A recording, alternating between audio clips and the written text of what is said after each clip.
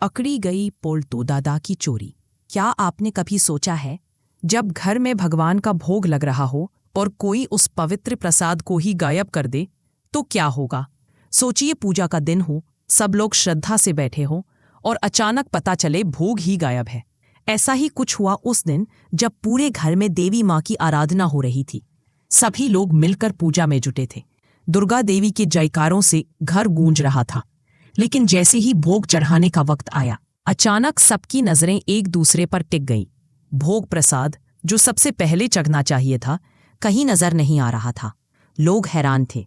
माहौल में अजीब सी बेचैनी फैल गई और जैसे अक्सर होता है, सबकी निगाहें आहाना पर जा टिकी, क्योंकि घर में अगर कुछ भी गलत होता तो दोष सबसे पहले उसी को दिया जाता था। लेकिन इस बार आहाना चुप नहीं रही।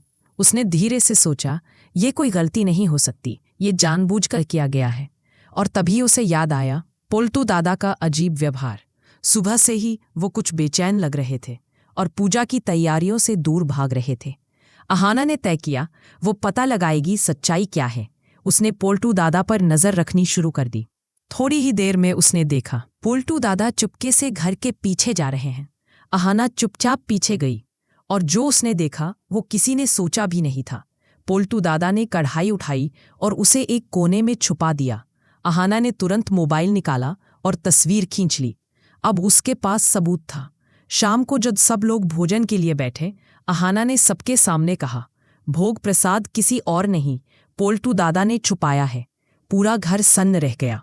पोल्टू दादा घबरा गए। मैंने कुछ नहीं किया, मुझ पर झूठा इल्जाम लगाया जा रहा है।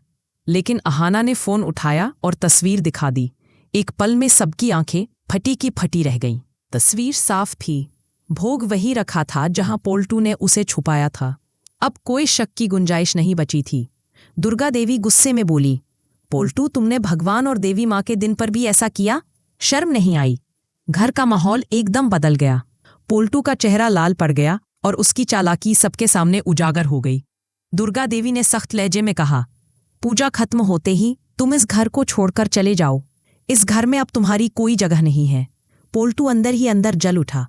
उसने मन ही मन कसम खाई, आहाना, मैं तुम्हें चैन से नहीं रहने दूंगा। और वहीं एक कोने में बैठी बुआ जी सब कुछ देख रही थी। उनकी आंखों में अजीब सी चमक थी। उन्होंने मन ही मन कहा, अब कल मैं आहाना को ऐसे बदनाम करूंगी कि वो खुद अपना मुंह नहीं दिखा पाएगी। लेकिन बुआ जी की चाल यहीं खत्म नहीं होती। उन्होंने एक गुंडे को बुलाया है, जो माँ दुर्गा के विसर्जन वाले दिन आने वाला है। सवाल ये है, क्या आहाना अपनी इज्जत और सच्चाई को बचा पाएगी, या पोल्टू और बुआ जी की साजिश फिर से उसे फंसा देगी?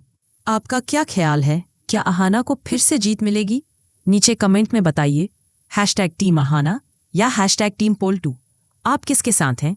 अगर आपने भी कभी झूठ और साजिश के खिलाफ खड़े होकर सच का साथ दिया है तो कमेंट में लिखो, मैं भी आहाना की तरह हूं। आपके हिसाब से आहाना ने सही किया या नहीं? कमेंट में अपना जवाब जरूर दो।